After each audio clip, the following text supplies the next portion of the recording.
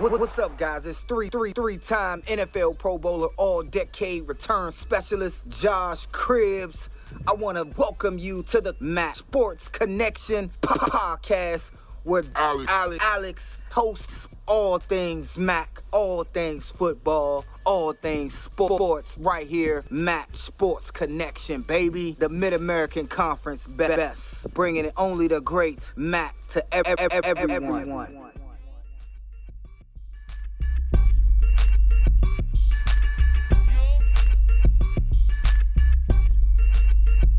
What is up, guys?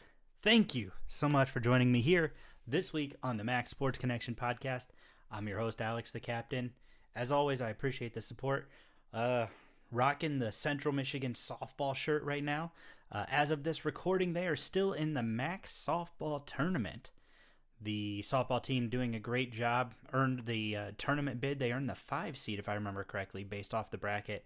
And as of this recording, I'm recording on a Thursday night. You guys will get this on Friday.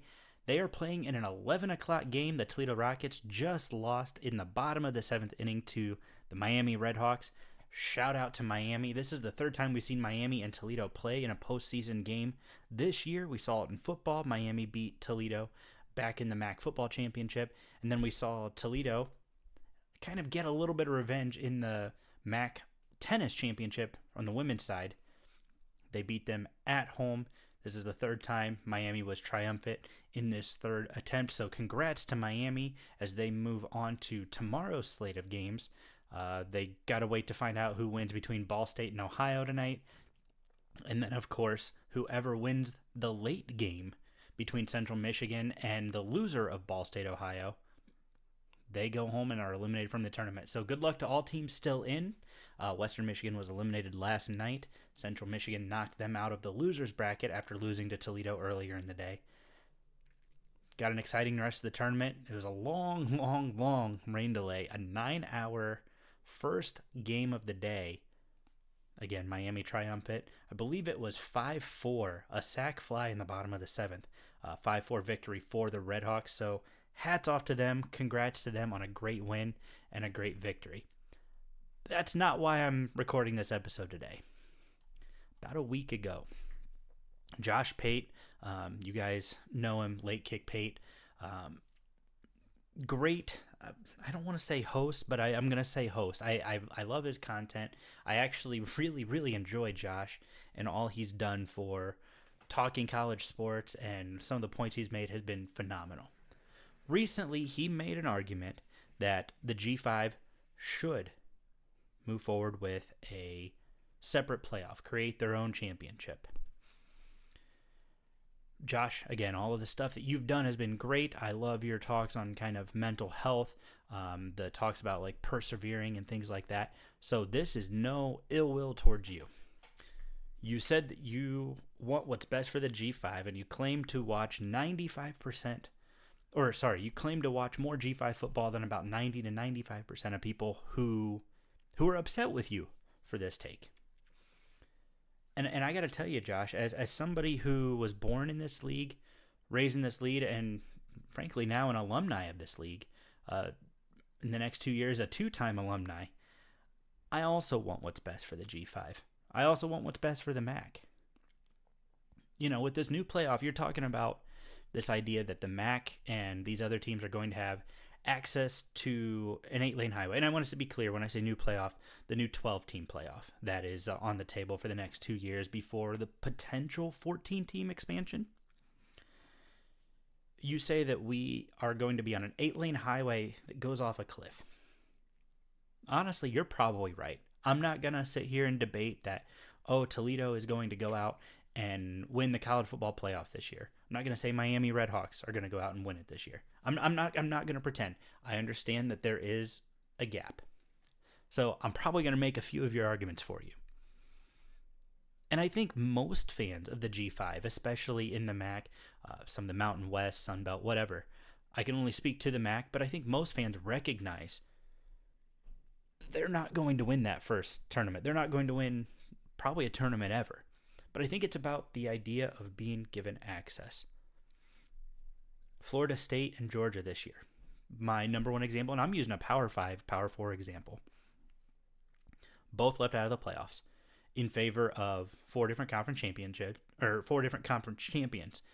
Big 10, Pac-12, SEC, and the Big 12. So you had Texas, Alabama, Michigan, Washington. Georgia, they lost the SEC championship. Florida State actually went 13-0, won the ACC championship, and now we're looking at something to where we now have a champion being left out of the tournament. First time this has happened in history where people were like, wait a minute, we should be expanding. We saw what happened. Georgia fans, saying, oh, we should be in the playoffs. Florida State fans saying, we should be in the playoffs.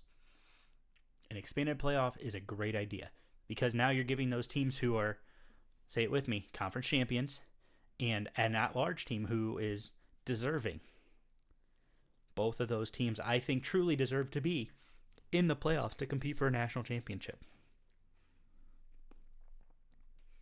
I think it's silly that we have conference champions getting left out. But again, that was just the nature of the current system. 4 teams, 5 champions, somebody's getting left home. It just happens.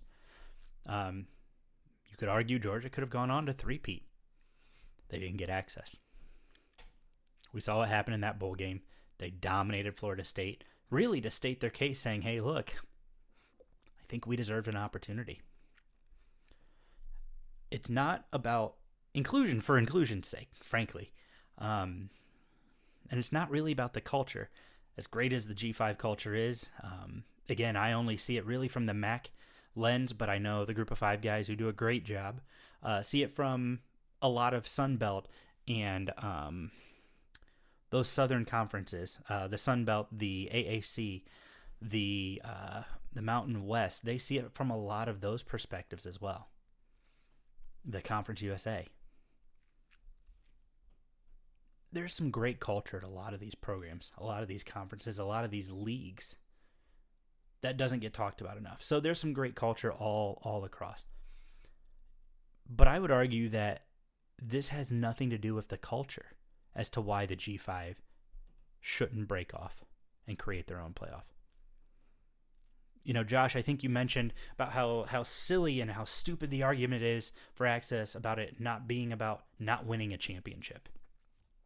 I'm going to disagree with you. I think it's far more about not winning a championship. With the G5 having access to the playoffs, revenue shared comes to about $2 million per school in the current or in the new format. In the old format, under the 4-team playoff, teams who had a program in, or conferences who had a program in, got about $5 million per school for the access. Indiana was getting that money. Wake Forest getting that money. Sure, in this new system, the G5 is getting a much smaller piece of the pie. The Big 10 and the SEC, they're both getting, I believe, about $21 million per school in this new format. I could be very wrong. Some of the data was a little bit conflicting, so if somebody has slightly more accurate data, please share that with me. Again, the G5 is getting a smaller piece of the pie. They're going to get around $24 million per conference. So that comes out to roughly $2 million per school, depending on how many teams are in your league. Yes, us fans and alumni and spectators are not seeing that money. But I want to challenge you, and I want to challenge anybody, really. Ask each AD where that money is going. Ask each athletic director what that $2 million of guaranteed money a year would do for their programs. I think you mentioned about these athletic directors and these presidents and these administrators using us, the fans, the alumni, to push an agenda. In fact, this is an agenda that is a common amongst fans. They recognize the landscape of what a G5 playoff would look like, what it would mean. And really, it's being compared to that of the FCS playoffs. I love the FCS playoffs I am a big supporter of that. I think it's a really great thing because, again, it's leagues that don't get a lot of attention. It's leagues that don't get talked about. I think it's awesome. And I think it's a really neat thing that they have a playoff where every conference champion, gets an opportunity to compete for their national championship. For me, that's a great thing. So I am a big fan of the FCS playoffs. However, while I think they have a great model, I think you could ask anybody who watches FBS football, particularly from the power conferences. Ask anybody who watches FCS football when the FCS national championship is. Who's playing in the FCS national champion? Or the national championship? You ask those guys. Any of that. Anything related to that. When was the last time South Dakota State won an FCS national championship? They're not going to know. And that's a common theme. Usual responses are typically, well, what is that? Oh, well, that's not a real national championship. I don't really care because it's not my team. It doesn't affect me. The second you make this divide and create a G5 playoff, that is the second that reception will occur. This is going to be almost verbatim what you're going to hear out of the voices of every conference champion that would not be involved in the G5. So the second you make that split, that's what's going to happen. This is also guaranteed millions less viewers. I took a look at the numbers of the FBS versus the FCS semifinals and national championship games from last year. These are courtesy of Tony Altimore. Guys, go follow him over on Twitter, or X as you call it, over on TJ Altimore. He put together some great graphics. I'm pulling these up here right now. Did an awesome job giving us some great information, some great data. And I'm looking at these right now, and it says FBS championship game, 25.1 million viewers. Pretty good turnout, especially for a Monday night. FCS, 1 million viewers. Now, again, these are numbers according to Tony. If you have any questions for him, please reach out to him. He is incredibly awesome about sharing his data and just talking about it. So please reach out to him if you have any questions. But then we look to the semifinals. The FBS semifinals, 27.8 million and 18.8 million. The FCS semifinals, 0.8 million and 0.5 million.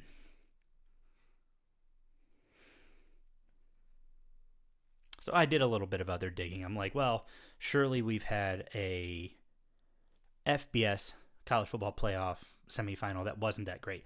Let's look at the one where the G5 was in. Cincinnati represented the group of five, first team to make it to the FCS college football playoff out of the group of five, had a tremendous season. Their semifinal game against Alabama back in 2021, so just 2 semifinals ago, 16.6 million viewers. That's 16 million more people than watched one of the FCS semifinals this season. 16 million more. Viewers equals revenue equals dollars to the university. I don't have all the data to back this up, but I do know from when the MAC has been in BCS games that money went on to help those programs. Northern Illinois was able to do some, I believe it was they did a new building for their football facilities, or they've expanded it. Western Michigan, they made some upgrades over there in Kalamazoo, and they've made some changes, added a lot of things to what they have going on. Obviously, people will be very quick to point out, well, neither team's been back to the BCS or the New Year's Six, and that's fair. I will give that to you.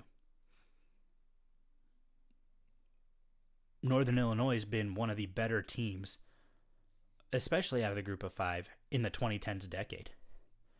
They were consistently getting ranked on the national level. They were getting a lot of attention. Western Michigan, unfortunately, obviously losing PJ Fleck didn't help. That transition was kind of rough. But he took them from getting 1 and 2 star guys to 3-star guys and a score away from beating Wisconsin in the Cotton Bowl. Sorry, tying Wisconsin to possibly force overtime. It's not about winning, especially right now. And we know that. In fact, it's about branding and national recognition.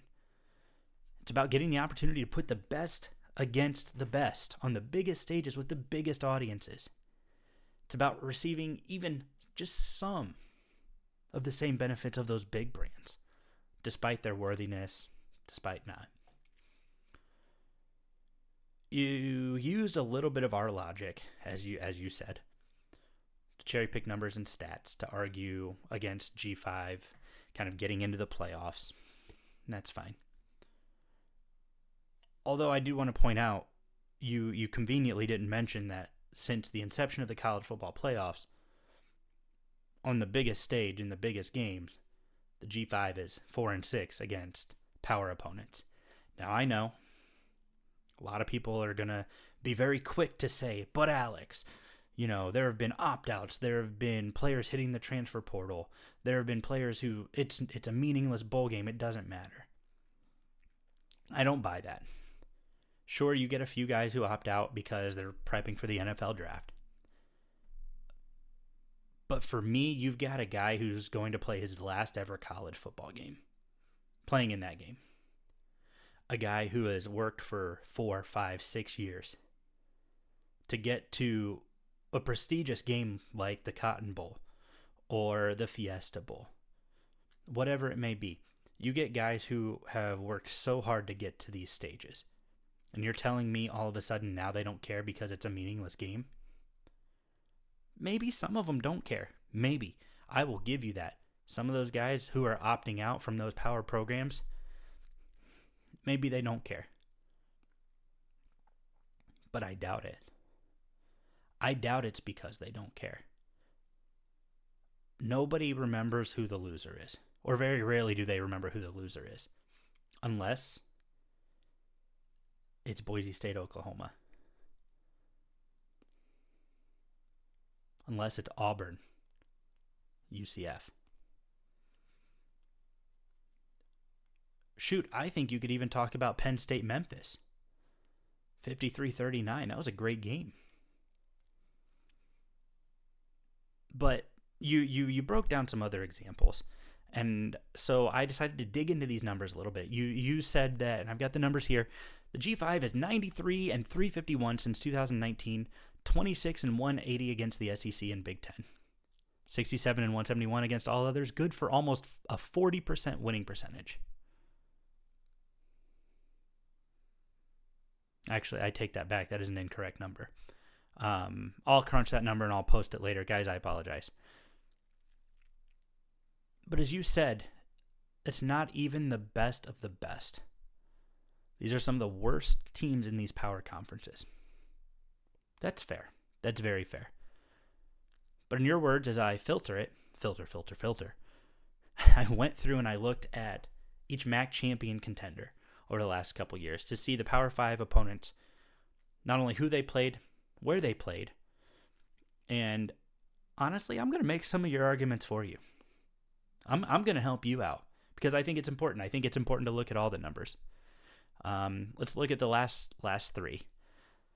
So this past season, Miami, Ohio went 1-1 against Power 5. They went 38-3 in a loss to 7-6 Miami, Florida.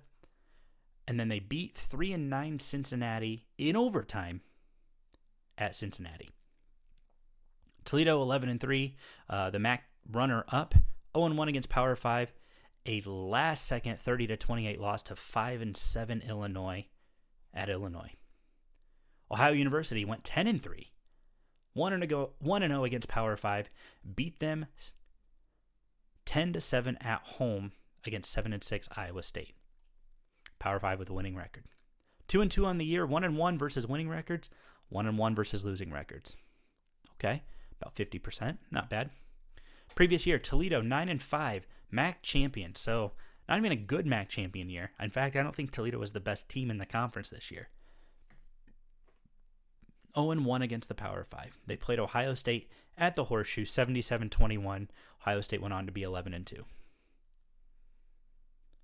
Ohio, who, again, I think was the best team in the conference that year, 10-4, 0-2 against Power 5, lost at 4-8 Iowa State, a loss at 11-2 Penn State.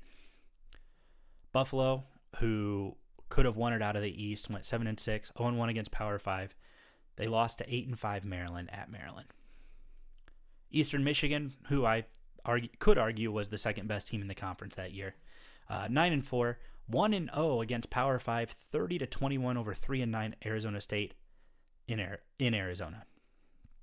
1-4 of the year, 0-3 versus winning records, 1-1 versus losing records.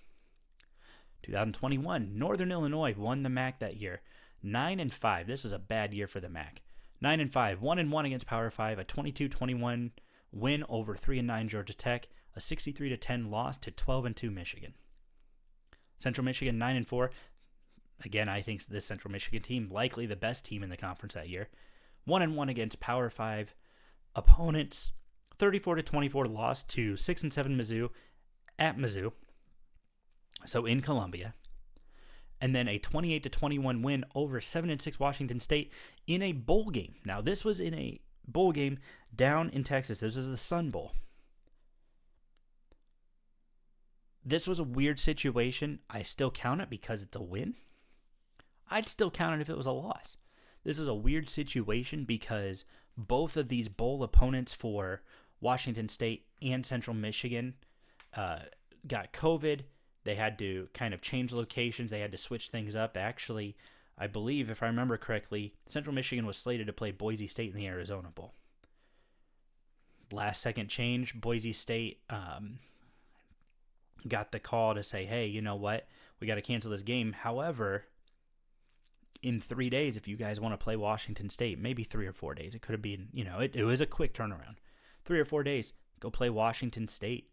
We'll make that happen. We'll make some magic happen. We'll get you guys taken care of here. They went on a 21-0 lead at halftime. Ended up closing it out 28-21. So I count it. It's a weird one, and I'd count it if it was a loss too, because I think it's only fair. But I count it as a win. Kent State, they went 7-7 that year, played in the MAC championship, lost their bowl game. 0-3 against Power 5, a 41-10 loss to Texas A&M, 30-7 loss to Iowa, and then a 37-16 loss to Maryland. All of those on the road. Miami, Ohio, lost a late game to Kent State. Had an opportunity to get to the MAC championship. 0-1 against Power 5. A 31-26 loss at 9-4 Minnesota. Miami went 7-6 that year. 2-6 on that year. 1-5 versus winning records. 1-5 versus losing records. Now, since 2001, the contenders have gone 5-12 against Power 5 opponents. And that's just contenders. I didn't bring up that Bowling Green beat Georgia Tech this last year 34-24 on the road. I didn't bring up that a couple years ago Miami beat Northwestern at Northwestern. Didn't talk about going back even further, Eastern Michigan beating Illinois on the road. Of all of these games, this is the thing I want to point out. Of all of these games, just one was played in a MAC stadium. The MAC team won 10-7 over Iowa State last year. Some of the games, admit, blowout losses. When you see a 63-10 loss to Michigan in the Big House, it's hard to argue that. When you see Toledo go down and lose to Ohio State 77-21 in the Horseshoe, a night game, great night game, great atmosphere. I was there for that game. Awesome time. Unless you're a MAC fan, unless you're a Toledo fan. But in general, I enjoyed the facility. I had a great time in Columbus. It's hard to argue those. However, other games, one-possession ball games in road environments. In fact, there were 8 of them. I think, going back and counting, there were 8 one-possession games. 4 teams playing on the road against schools with better resources, access to more money, purely because of their alignment with a Power 5 opponent, or with a Power 5 conference. Most of these are Big Ten teams. Obviously, you've got Missouri, you've got Arizona State, now a former Pac-12, but most of these were Big Ten teams. I think for me, what I'm really trying to argue here is not that the MAC would win all of these games if they were played at home, because I don't think that's the case. In fact, I'd say the record would probably be a little bit more tilted in the MAC's favor. 5-12 in those games. You throw out a couple of the blowout losses, I'd say anything over a 10-point loss, you just automatically give to the winner. But in college football, it's pretty classic to say the home team gets, 3 points? Illinois beat Toledo this year, 30-28. You give the home team 3 points. You take away those 3 points. Toledo wins 28-27. You put that game in the Glass Bowl.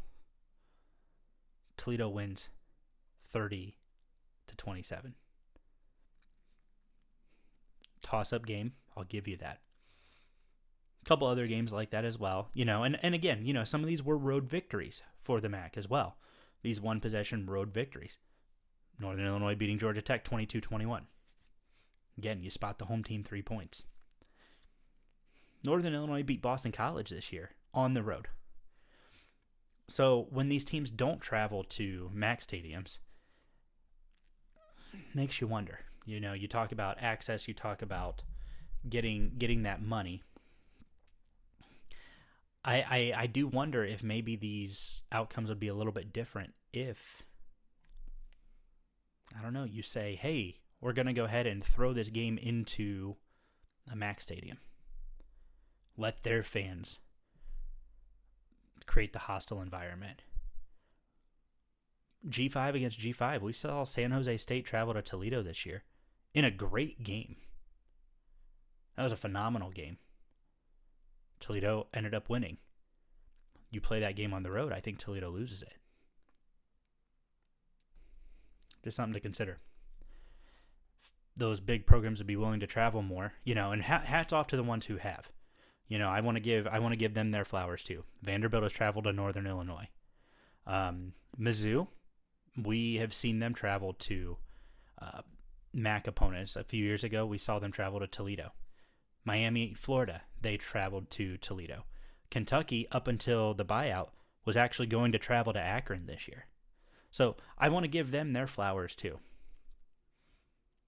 But really, I'm kind of shaming the Big Ten a little bit. These are guys right in your backyard. You don't think that you're going to dominate the MAC stadium in terms of fan turnout? I think you might. I really do. Now, I say that, and I was at the Miami, Florida game against Toledo, and the Glass Bowl was covered in blue and gold. It was heavy blue and gold. You had a nice little patch of orange and green. It was pretty heavy blue and gold. So, I don't think that it's necessarily indicative of what it's going to look like. And I don't know that all these results change, but I think you're already putting the G5 at a disadvantage by not even being willing to consider traveling, unless it's a 3-for-1. So when we expand the playoffs here, everybody wants to talk about how it's about giving the most deserving teams an opportunity to win a championship. Okay, I'll listen to that argument. But let me ask you, are we expanding the playoffs so that we can give 10-4 of Louisville a chance? Louisville went 10-4 this year in football. Do we realistically think that they have an opportunity to win a national championship? Or just so that we can put more money into the ACC's pockets? Is it because we think that an 11-2 Ole Miss can go and beat Michigan, and Georgia in back-to-back weeks to win a championship. By the way, this Ole Miss team lost 52-17 to Georgia in the regular season. Do we really think that they have a shot at winning a title despite being an 11-2 ball club? Or is it to, again, put more money in the hand of the SEC? And I think it's also, again, that's money that the fans aren't going to see. You know, you talked about the fans not seeing the money. I think this is a prime example. You know, Vanderbilt, God bless their soul, they get to cash checks that Alabama and Georgia get for the conference just by winning national championships.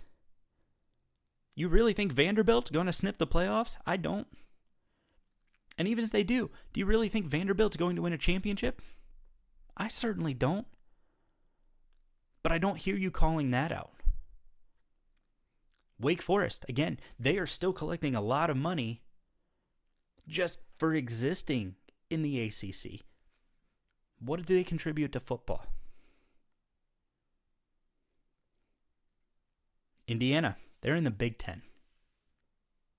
They are going to receive $21 million next year. Again, if somebody has better numbers, please share that with me. I want to get this correct.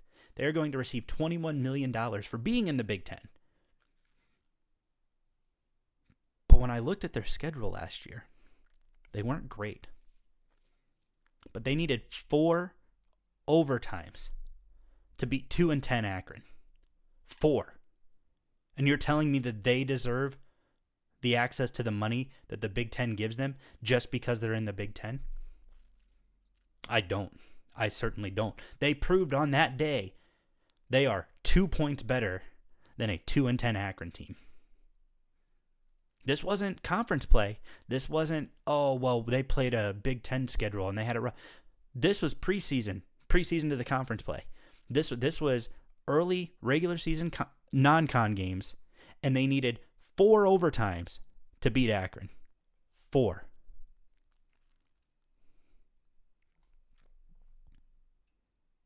This is going to be the one time I argue for the stay at 4 people. So, sound clip this, save this, whatever you got to do. This is the only time I'm going to argue for you. Each year, I think there are no more than 4 to 6 teams who are truly capable of winning the national championship.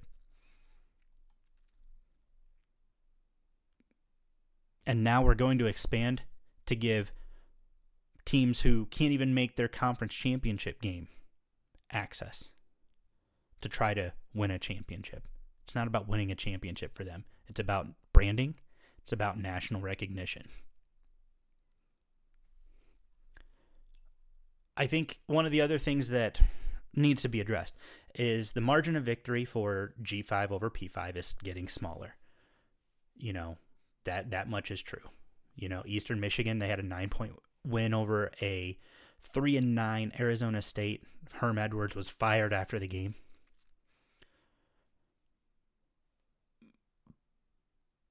But I do have to wonder, why is that? Why is the gap of margin of victory getting smaller for the G5 over the P5, but the P5 victories over the G5 are getting wider and wider? Well, I think there's a couple reasons. First off, it's roster tampering. That's right, I'm going to say it. I'm not going to call out any coaches or anything because I refuse to do that. I refuse to slander. I refuse to say this is happening. I don't have any verifiable proof. So I'll leave that to somebody who has more credibility, who has more knowledge of the situation. But I will say this. Nick Saban said on national television he wanted Quinyon Mitchell, Toledo's first-round draft pick this year, by the way. He wanted Quinyon Mitchell to hop into the portal, come to Alabama. Now, a lot of people are going to sit here and say, oh, he was tampering, he was getting involved, he was doing... I don't think Nick Saban was specifically saying, hey, we're trying to get Quinyon to get in the portal. I genuinely don't think that that's what happened. I truly, truly believe Nick Saban didn't have any conversations with Quinyon Mitchell. However, I'm not going to say maybe one of his lower-level staffers didn't try to say, hey, we'll offer you X amount through our NIL. to get you to come to Alabama.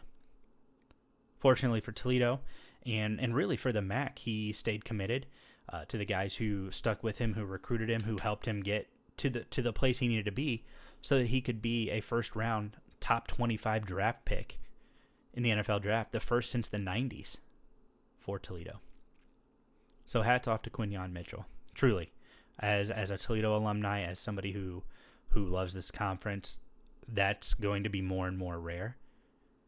And that's sad. But I get it. But we do hear about this roster tampering stuff all the time. I just saw this week on Twitter, Boise State had a coach talking about players being contacted who weren't in the portal. Rumor is that even Ball State had players being contacted who weren't in the portal. And you hear about this all the time at G5 programs. Adding a G5 playoff is going to exacerbate this problem even more. Already, the G5 is treated like the minor leagues. Let's just call it what it is. Doing this will create another layer of a minor league system. We already see how many of these lower division guys make the jump to... I've seen Division II guys make a jump to an FCS, an FBS, basketball, football, whatever it is. I see these guys do this all the time. And now we're hearing stories about coaches actively contacting G5 players. Some coming out even during the season. What are we doing about this? And why aren't we talking about it more? I think that's really, that's issue one with why we're seeing this divide even more. Obviously, G5 cannot compete NIL-wise with the Power 5. That's just the Power 4 now, I guess. That's the nature of the beast. That's what's happened. But that's also kind of media-driven and ESPN-driven, whatever. Again, branding. You know, Josh, I think you mentioned something about G5 teams getting gutted in this modern era. Again, this roster tampering stuff, absolutely, I agree with you. But I also think that now the other part of it, there's a second part of this, and it's the NIL. And really, NIL and transfer portal are going hand in hand. We've seen this year alone over 1,000 players enter the transfer portal, all chasing a bag. Sorry, not all chasing a bag. A lot of them chasing a bag. Some guys are transferring back home just because it's like, hey, this is where I need to be. And I respect those guys. I want to give them, the respect they deserve. I know a couple years ago, Toledo had a running back, Bryant Koback, do the same thing. He was at Kentucky, transferred back to Toledo. He was from right down the street from the Glass Bowl. Transferred back home because of some family stuff going on. So I get it. And that's not everybody out there doing the thing where they're like, oh, well, we gotta transfer to go get a bag. No, some guys are transferring home and they're doing what's best for them. Some guys are transferring down. They recognize, hey, maybe I'm not cut out for this level. And that's okay too. And I give those guys props. Because there's a level of recognition about and a level of self-awareness about your own talent level. And I think that's important. And I think a lot of people are overlooking that. Recognizing your talent level is so critical. And recognizing where you are and where you could be. But I think, again, we have the wild, wild west of NIL. The media pushed for the transfer portal. They pushed for NIL to be a thing that was finally legal. We didn't have coaches going out and saying, hey, we're going to make sure you get this much money to come to our school. That didn't happen, at least not as regularly as we do now. We didn't have collectives or boosters going and hunting 50 players just to get them to come to the school because, hey, we can offer you more money than the G5 school down the road. So for me, I think it's the media pushed. And I'm not arguing against either. I think NIL is a great thing. I think it's important for players to get to make money off of their name, likeness, and image. I think that it's also very important for players to be able to transfer as they needed. But when we opened the floodgates of the transfer portal and actually made it a real thing back in 2018, I want to say. Somebody correct me if I'm wrong. I believe it was like middle of the football season back in 2018. We've just seen it explode, especially with the NIL. For me, again, I'm not arguing against either, but this is the unintended consequence. I think, Josh, I'm going to use your own words. We can want whatever we want. We can fight for whatever we want to fight for, but you cannot get changes that you want consequence-free. Damaging the G5 and really damaging the sport of college football as a whole is the unintended consequence of the Wild Wild West NIL and the open, fluid transfer portal that we have today.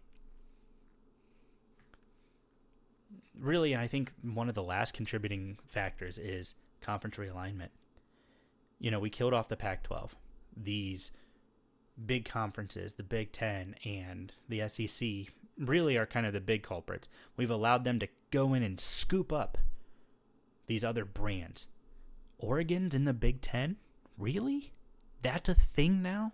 Washington, Michigan, Washington, now the national championship of two different conferences last season is now going to be a regular season conference game.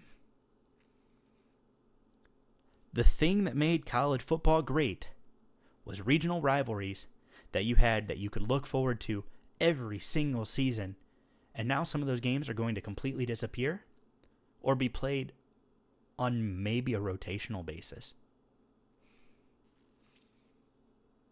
By the way, the realignment, all money driven. You want the biggest brands in the conferences that are going to bring in money. The Pac-12 was a great conference. I loved that you got Oregon State as a rivalry game, also as a conference game. I loved that now we don't see this anymore, but we had Washington State and Washington as a conference game. All of that is gone thanks to conference realignment. And I think that's another problem because now you get players who want to go and they want to compete with these other brands. And now you can lure these guys like, hey, you're at Toledo and you're doing great things, but now you get to play against Oregon every week or somebody like Oregon every week. So what are we doing? The thing that made college football great was regionally locked conferences that were spread out all across the country. Pac-12 after dark, no longer a thing. Man, I loved that on Saturdays. You talk the NFL draft. I kind of chuckle at this one because you're right. The group of five did not have a great draft. 18 players, I think, is what were drafted out of the group of five. But then I started doing some digging. The MAC had two, a first rounder and a second rounder. Nealon and Mitchell. Toledo, Western Michigan. What you failed to mention, and this is where I think it's important to not cherry pick stats here. What you failed to mention is there were several guys in this NFL draft that started their college careers and frankly played most of their college career at a G5 school. I looked at the MAC in particular. Two players who were drafted out of the ACC played most of their college career at the MAC. Devontae Walker played most of his career at Kent State. He was drafted out of North Carolina. Braden Fisk played almost the entire career he had in college over at Western Michigan. He was drafted out of Florida State. So to me, I think we got to figure out how to look at that a little bit differently. Those guys were developed by G5 conferences, and then they played 1 year at a Power 5. They played great, I'll give them that. But Devontae Walker played half a year at North Carolina. And no offense to my North Carolina friends. In fact, I'm happy that he was able to have a successful year. Made me happy, made the MAC look good. You already poach our coaches. Now you're poaching our players, and you're claiming them for a body of work that you had 9 months of development in? Really? So really, I think if we're gonna do this and we're gonna kind of shift numbers a little bit, I'm gonna count those guys as MAC draft picks. Spent most of their careers in the MAC. They got a little bit more attention at Florida State, at North Carolina.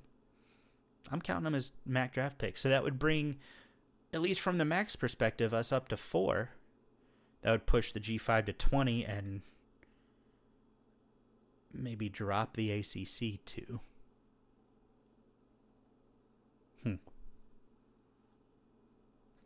I don't know. I think it's important to kind of recognize that, not all these guys are starting out at these Power 5 programs, but they're being lured away. They're getting opportunities. And again, some of them are not. But I think it's important to recognize, hey, some of these guys started out at the G5 level and played most of their careers there. So, got to give them that. For me, when I watch college football, I tune in and I watch exciting teams, exciting players. But more than anything, I love the underdog. I love watching Miami, Ohio go to Cincinnati and play the Bearcats, who they haven't beaten 15, 16 years. And that rivalry is weird, and we'll kind of talk about that here for a second. That rivalry is actually incredibly weird. They don't play a true home-and-home anymore. And I don't know who's doing that is. I don't know if that's Cincinnati saying, hey, we need a little bit something different in order to keep this rivalry alive. But I think looking at it, they play, and I could be very wrong on how this is laid out, but when I was looking at it, they play year 1, they will play in Oxford, Ohio at Miami. Year 2, it's at Cincinnati at Nippert Stadium. Year 3, it's in Cincinnati at Paycor Stadium, the Bengals, but Miami's the home team. Year 4, it's back at Cincinnati in Nippert Stadium. Year 5, back in Oxford. So Miami, Ohio actually only truly gets one home game during all of that in a 4-year period.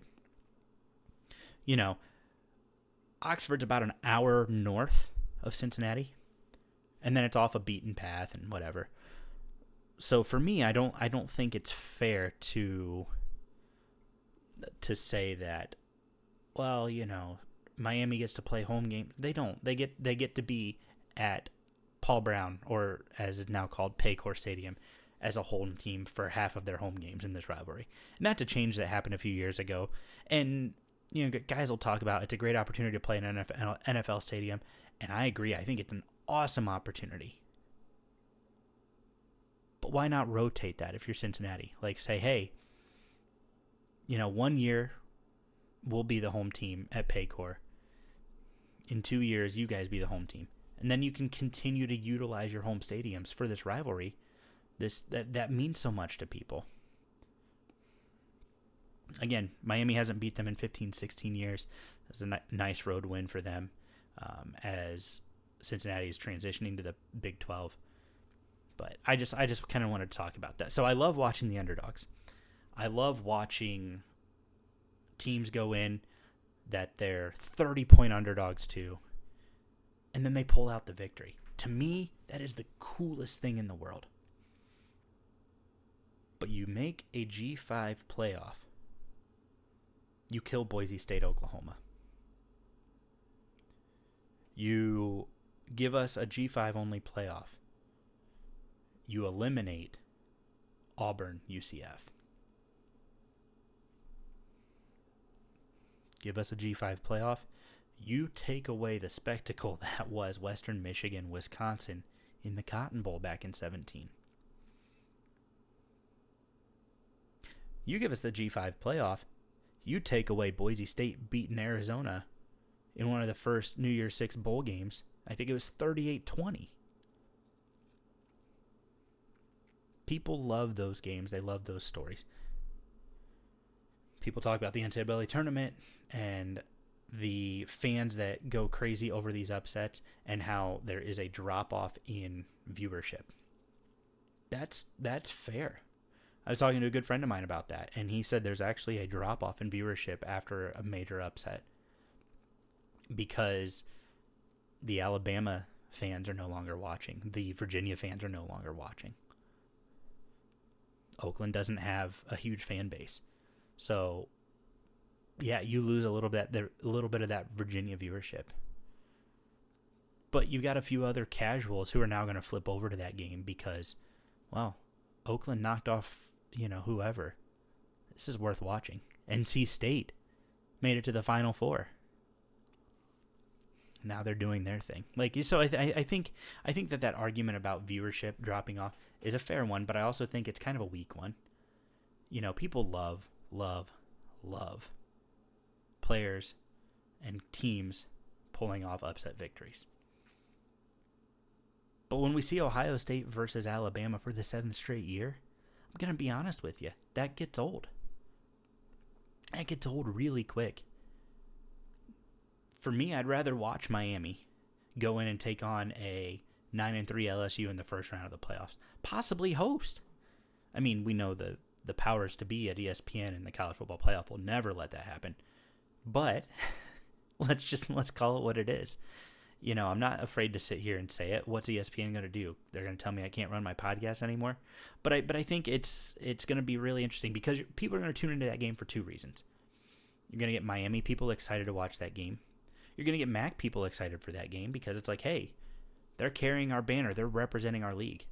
It's people always talk about, oh, well, the Big Ten doesn't really stick together. That's not true. Ohio State fans weren't cheering for Michigan in the national championship. I get it. But they were keeping an eye on it. Michigan fans weren't cheering for Ohio State against Georgia last year, but they were keeping an eye on it. Michigan fans weren't cheering for Ohio State against Mizzou this year, but they were keeping an eye on it. I grew up a Michigan fan. I grew to despise Ohio State, but I always knew what they were doing because I cared about what they were doing because of how it represented Michigan. Because if Michigan went undefeated every year, it's great to beat Ohio State, but if Ohio State's undefeated and you beat them, that always sat a little bit better. All those John Cooper era years, I was just a little young for those. I remember the tail end of it before Jim Tressel came in. People love that. People love watching the underdog come in and knock off the big boy. You take that opportunity away, you're going to damage viewership. You're going to damage revenue at the G5 level. Now, I know the power conferences don't care about revenue for the G5. They're always talking about, well, this is a payday game. But if you create a third subdivision of college football at the Division I level, you're taking away so many more opportunities, and you're damaging the product even more. And I don't think we need that. I think really when you look at it, and nobody's really ready to have this discussion, we're going to see the Big Ten and the SEC break off. And we're going to be left with kind of shells of the ACC and the Big 12. The Big Ten and the SEC are going to grab up the rest of the big brands. So like the Kansas or the, let's say the Kansas State, the North Carolinas. They're going to grab all those up. And everybody else is going to be left in the Big 12 and the ACC. They're going to be trying to fill in from the G5. G5 is going to be trying to fill in from probably the FCS. And we're going to be left with a group of 7. We're not going to be left with a group of 5 and a Power 4. No, we're going to be left with the Big Ten and the SEC doing their own thing. And then we're going to be left with a group of 7. That's exactly what's going to happen. Sooner than later, that is the direction that college football is heading as long as we continue down this road. And then the playoffs aren't going to include the Big 12. They aren't going to include the ACC. It's going to be 7 Big 10 teams, 7 SEC teams, or however many they want to do, because they will be the ones who control college football. It won't be the NCAA. It'll be the Big 10. It'll be the SEC. And that's fine. You want to do that? That is the direction you want to go. Go for it. But to me, that's destroying what a beautiful game this actually was. I say all this to say this, Josh. I love your content. I think that you do a great job. You are a voice I love listening to. And some of my ideas and arguments I love having because of things that I've heard through you. But I think that you're looking at other things that could destroy college football, but you're not giving everybody the, I don't want to say the benefit of the doubt, but you're not looking at everything.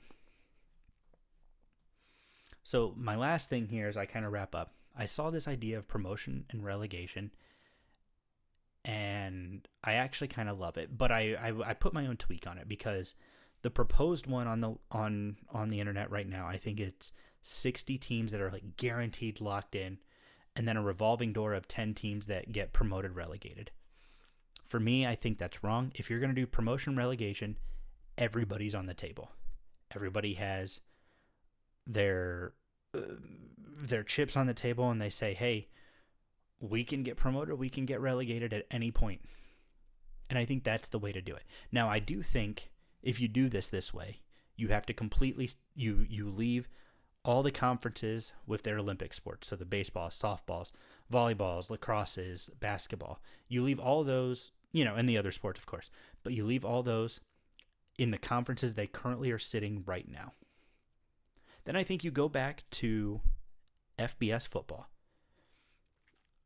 I say you do probably 120 teams, so you probably drop 12 to 15 newcomers, or really, you could even drop old comers. Akron, you're probably part of that. Kent State, right now, you're probably part of the ones that would get relegated all the way to FCS. But I think you do 120 teams. And here's how you break it down. 10 conferences. You have Power 5 conferences with a partner G5 regional conference. These are the two conferences that you get promoted and relegated against. So what happens is you can relegate anywhere from the 2 lowest to the 4 lowest Power 5 conference teams. So there's going to be 12 teams in each conference. So top 8 are safe. Bottom 8 of the G5, got to try again next year. So the top 4 of the G5, the bottom 4 of the P5. You make them play championship weekend. So you don't hold a regular season championship game, or you don't hold a title game unless it's for the Power 5 conference. But you do say, hey, bottom 4 P4 teams, you're going to play the bottom 4 or the top 4 G5 teams. A lot of 4s, a lot of 5s. I apologize. Bottom 4 P5 teams. You're playing the top 4 G5 teams. You play them again, championship weekend. So you go G5 champ versus the 4th worst team. G5 runner or G5 second place against the 3rd worst team, G5 3rd place against the 4th worst team, and then G5 4th place against the dead last team of the Power 5. You play them all, and we can toy with this. You can do 3, you can just do 2, or even if you want, because bowl games are important. None of these teams are eligible for a national championship. However, they are eligible for a promotion relegation bowl game. You can play it at bowl sites. This gets people excited. So this will do a couple things. One, you get the Alabamas, the Ohio States. In and out, they're probably not going to get relegated, but there's always the possibility that if Ohio State goes 3-9, they could get relegated. I think that keeps you interested in their season longer, and can they defend themselves against this upstart Power 5 or Group of 5 team? There's always a risk if Alabama or Ohio State get relegated here. So I think that's number one. Number two, the Indianas, who go to 4 overtimes with a 2-10 Akron. Them, the Vanderbilts, the Wake Forest, they can get relegated, but they can also get re-promoted. You're not stuck. It's not purgatory. You can get re-promoted. But then that also adds to, at least for the MAC, like the last year, Toledo, last year, Miami, they have an opportunity to get promoted, which gives them more access to more money, more exposure, whatever it may be. And frankly, really, basically, as long as the top teams don't stumble and have a really, really, really down year, and I'm talking a 3-9, a 2-10, a possibly even 4-8, depending on how it shakes out, they're going to be fine. That's not going to change. But I think now this is when you do a 10-team playoff or an 8-team, however you want to do it. You take each of the Power 5 champions and you put them into the playoff. And then you can take 3 runner-up. Boom. The runners-up can be decided however you want to decide it, but you're guaranteeing all 5 Power 5 conference champions a spot in the playoffs. The G5 teams who get promoted, you're not going into the playoffs, but the following year, you're going to have a shot to compete to get into the playoffs, an equal shot just like every other Power 5 team. This would be the only way I would accept any sort of split. You're not going to get a playoff out of the G5 that year, or really any year, because they're going to get the opportunity to be promoted. To me, that makes more sense. So it's not even really a playoff split. It's a promotion relegation system to where the G5 and the P5 can constantly be interchanged. Again, this is football only. We're not doing this with other sports. Can you imagine trying to schedule lacrosse for UMass, who's going to be in the MAC next year, UMass to travel all the way out to Oregon in the Big Ten? And again, obviously these would be regionally locked, so it's going to be a little bit different. But can you imagine? No. You can't do that. So I think you have to figure it out. Football only. Then again, you do the 10-team, 8-team playoff. If you do 10-team, it's easy. Champion and runner-up from each conference. There you go. Problem solved. But if you do 8-team, all 5 champions get in. You do 3 at-large. Now, I don't want this. This is not the system that I want. In my world, my perfect world, all conference champions at the FBS level just automatically get into the playoffs. And that, to me, makes more sense than anything else. So I don't really want this. This would be the only system I would accept.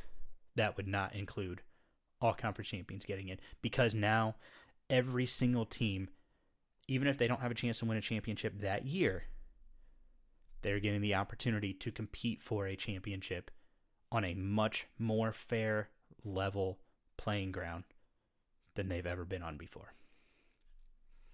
Josh, all of this to say, I don't hate you. Again, the work you have done is excellent. I am so very appreciative of everything you have done for college football and talking about it, and it's been wonderful.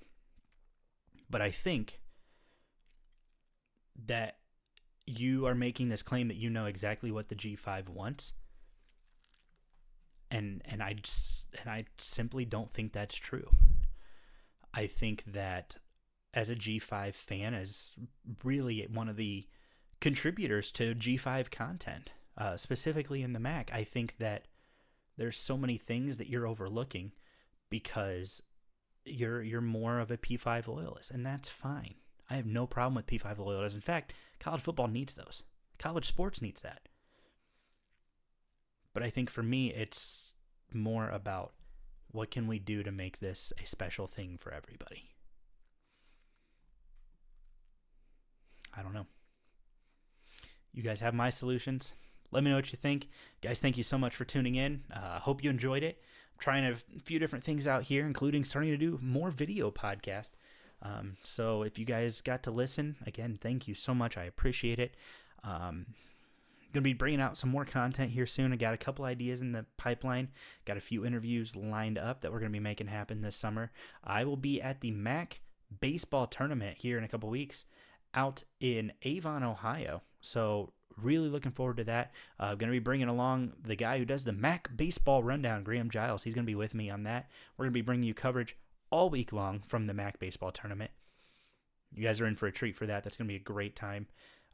Again, softball tournament's going on right now. Miami beat Toledo earlier today. Toledo now drops to the losers bracket. Miami awaits the winner of Ball State versus Ohio, which is, I think, going on right about now, at least as of this recording. And then I've got so many other great things in the works. again, like I said, I really appreciate you guys tuning in. Check me out on all social media. You guys have seen the ticker here below.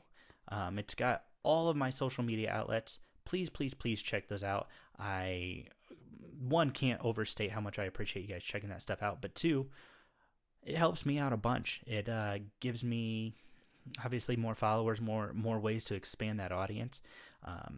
But also it gives you guys more content, more access to content.